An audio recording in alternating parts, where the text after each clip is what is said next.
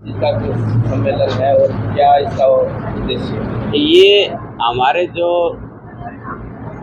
आज बसपा और इनेलो का हमारा जो समझौता हुआ है, गठबंधन हुआ है, जो हमारा दिल का गठबंधन है, तो महेंद्रगढ़ के जितने भी हमारे पदाधिकारी हैं, ये सब की गेट टुगेदर एक मीटिंग है कि भाई हम आपस में सारे मिलें और विधानसभा में अपने काम पे लगें। ये मीटिंग आज हमारी आपस की मिलने की मीटिंग है, प्रेस कॉन्फ्रेंस है कि हर कार्यकर्ता की एक जिम्मेवारी लगाई जाएगी, एक दूसरे को जानने लग जाएंगे। सबकी जिम्मेवारी के साथ सभी लोग अपनी अपनी विधानसभा में जाकर के अपना अपना काम करेंगे।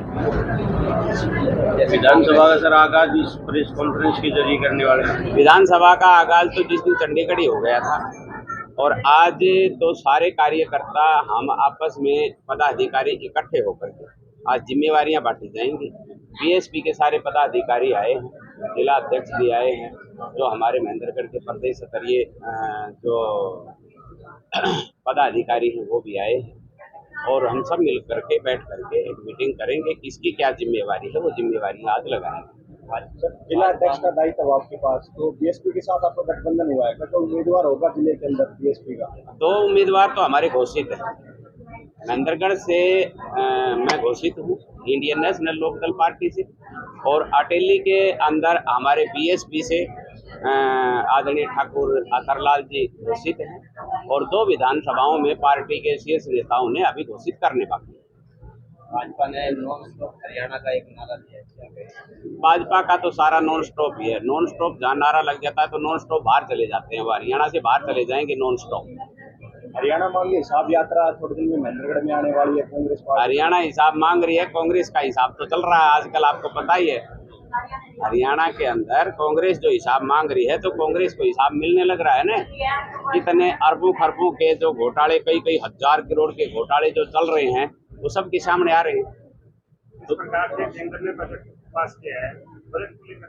बजट के अंदर कोई किसी का भी कोई भले की बात नहीं है।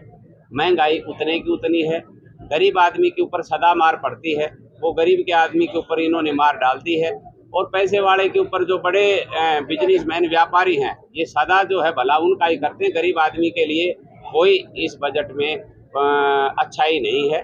ये बजट है, ये गरीब विरोधी बजट है। सर, विधानसभा में किन मुद्दों को लेकर आप? विधानसभा में अनेकों मुद्दे हैं। महेंद्रगढ़ में तो सबसे बड़ा मुद्दा तो एक ही मुद्दा है कि महेंद्रगढ़ को अलग और नारनौल को अलग जिला बनाना चाहिए।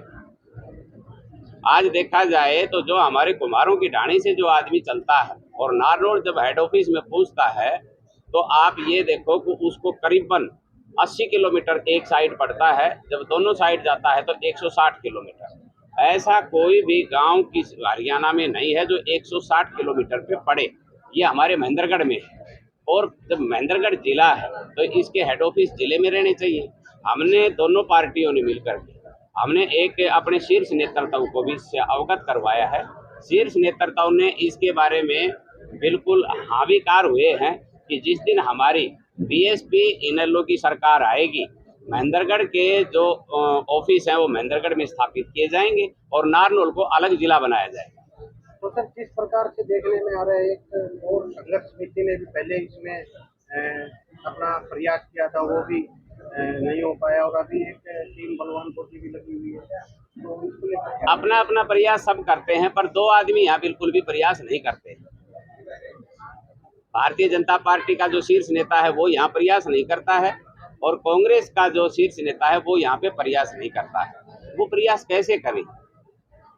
उनको तो पैसे में फुर्सत नहीं है, उनको जिले से या विधानसभा से उनका कोई लेना देना नहीं है।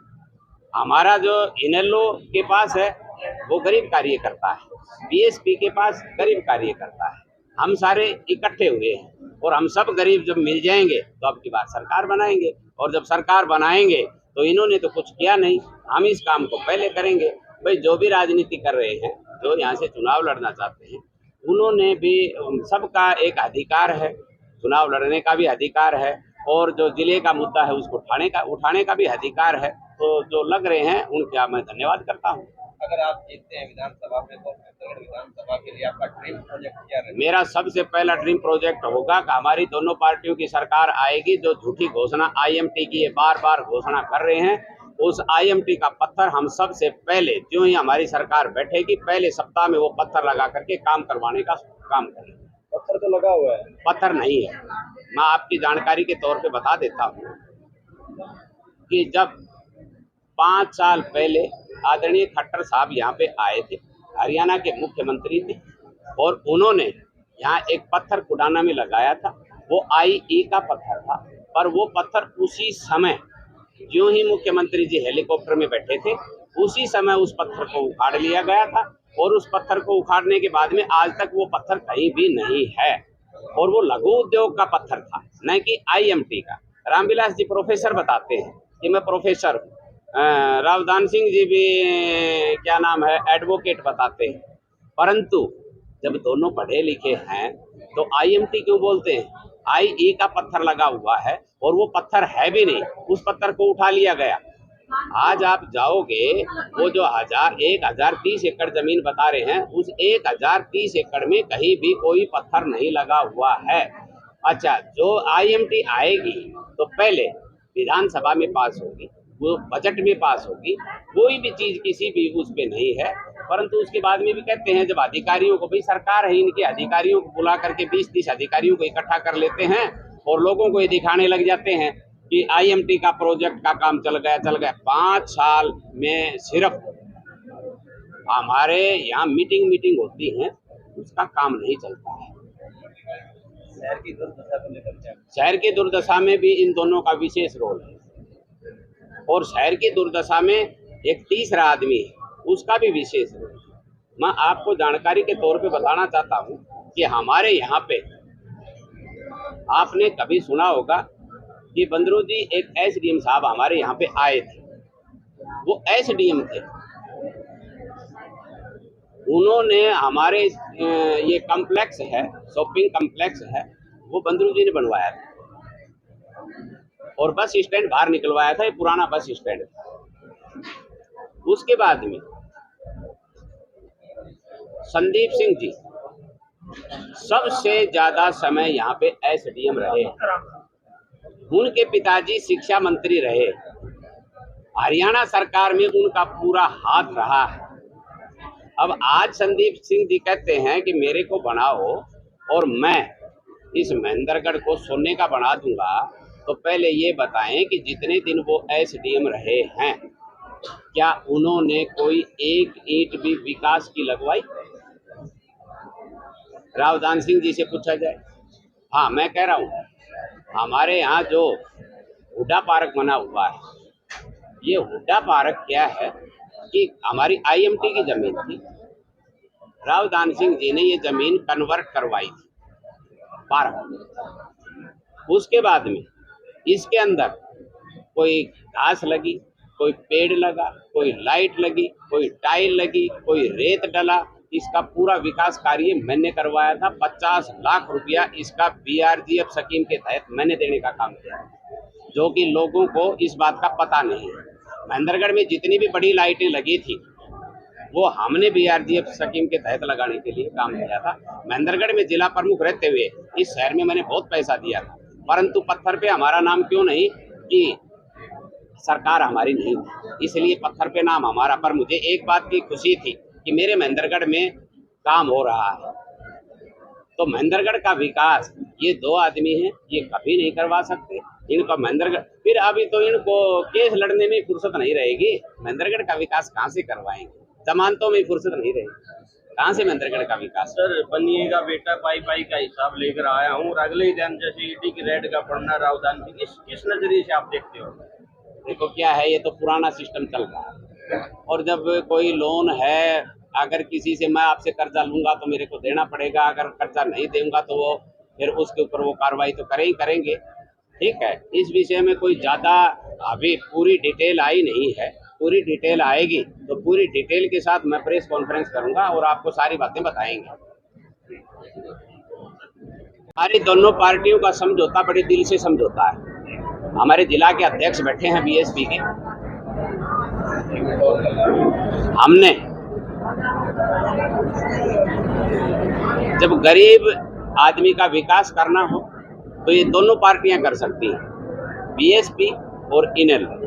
आपकी बात 100% हमारी सरकार बनेगी और हमारे गारंटर बैठे हैं बाबू जसवीर सिंह जी ढिल्लों, ये हमारे प्रदेश के अध्यक्ष हैं, इनकी रहनुमाई में यहाँ पूरा काम चलता है। जब हमारी सरकार बनेगी तो मैं आपके माध्यम से बताना चाहता हूँ हमारी दोनों पार्टियों की बातें, कि सबसे पहला काम हमारा होगा कि हर परिवार में सरकारी रोजगार दें, चाहे उसमें लड़का चाहे लड़की। जो लड़का या लड़की पढ़े लिखे हैं, रोजगार से वंचित रहेंगे तो हम 21,000 रुपया उसको बेरोजगारी भत्ता दें। जो वृद्ध अवस्था पेंशन, आज ये सरकार 1,80,000 रुपया जिस वृद्ध की आमदनी है उसको काटने का काम करती है। हम ये सारी बातें हटाएंगे और जिसके पास भी 60 साल का प्रूफ और प्रूफ नहीं होगा तो डॉक्टर लिख करके देगा कि ये आदमी 60 साल का है, हम उसकी पेंशन बनाएंगे। चौधरी देवीलाल ने 100 रुपया पेंशन शुरू की थी, अब इस पेंशन को हम बढ़ा करके हमारी दोनों पार्टियों की सरकार आएगी। मायावती जी की एक ही घोषणा है कि हमें गरीब का भला करना है, बुजुर्गों का भला करना है, तो 7,500 रुपया पेंशन माहवार दी जाए।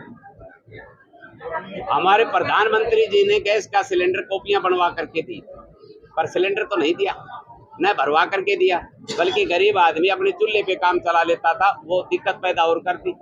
हमारी पार्टियों की दोनों की सरकार आएगी, हम हर महीने एक सिलेंडर एक परिवार में मुफ्त देने का काम करेंगे, उसे कोई पैसा नहीं लिया जाएगा, सिलेंडर भरवा करके उसके घर भेजने का हम काम करेंगे। प्लस 1100 रुपया जो घर की गृहिणी है उसको 1100 रुपया हर महीने दिया जाएगा। हमारी जो योजनाएं हैं वो गरीब का भला करने की योजनाएं हैं। बाकी हमारे बीएसपी के प्रधान भी बैठे हैं, आप इनसे भी पूछिएगा। हमारे जसवीर सिंह जी और शेखावत साहब ये सारे आए हैं, आप इनसे भी पूछना। हम ये चुनाव आम जनता के लिए चुनाव लड़ेंगे।